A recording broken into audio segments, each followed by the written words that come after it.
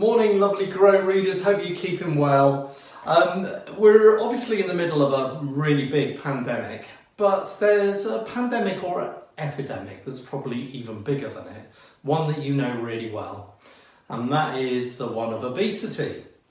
And we've been talking about it for years and years, and it's incredibly sad that the one group of people that the coronavirus is probably harming more than any others is people with other morbidities, as they call them. Obviously, a key one of those is diabetes type 2, which is caused by being over the weight you should be. And given that I've only got 3 or 4 minutes, I've got to try and boil this down to one thing. There are, in general, a few other reasons for the Western world getting continually larger. We're obsessed with juices and sugars and things I've talked about before, sweet things like granolas and yogurts for breakfast and all that sort of stuff. But essentially it's all tied up in these wonderful things here, carbs. And I spoke about them last week and the need to get them in proportion with the other foodstuffs in your life. So just to remind you, I talked about proteins, which we should be taking on board at the rate of about, say, 30 or 40% of our diet, in that order. And then fats, 15 to 20. And I must emphasise some good fats here, nuts, olive oils, avocados, etc. And then carbs made up the other 40%. And as I said, you can measure that on some really great apps like MyFitnessPal, which I would strongly recommend you do. But a majority of us are actually having around the 60 or 70% area here on the carbohydrates.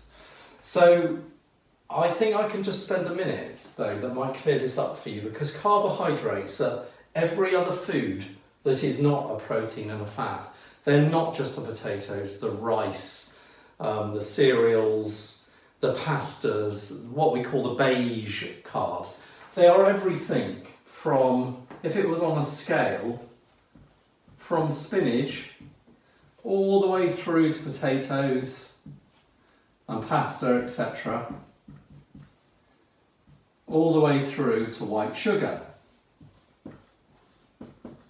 And think of this as a scale, if you like.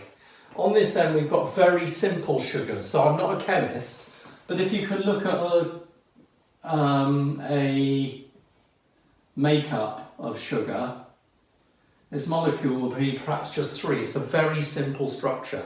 Don't call me out on this if you're a chemist out there. But this spinach one is incredibly complicated. Yeah, it's loads of them crisscrossing here. Very complex.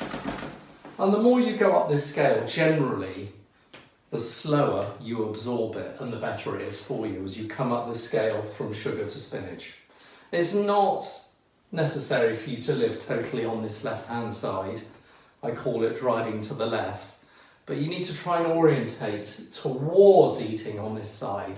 But unfortunately, most of the Western world is going from sugar to cake to pastries to sweet fruit to yogurts until it gets here. We're obsessed with these beige carbs. And isn't it interesting that the shelves that empty first, apart from the loo rolls, were actually the flour and bread. Just the sorts of food stuff we really don't need in a lockdown because our activities in general have decreased. And these are the fuels that fuel athletic performance as well.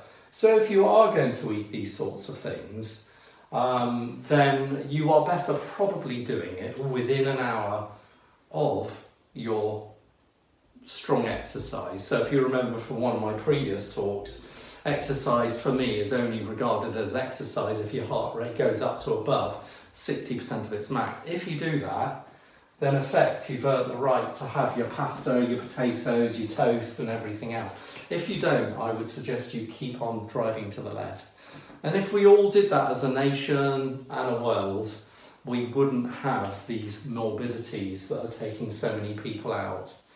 I hope that's been a help. I think I've probably talked long enough. So just remember what carbs are and stay driving to the left if you can. Take care. Bye for now.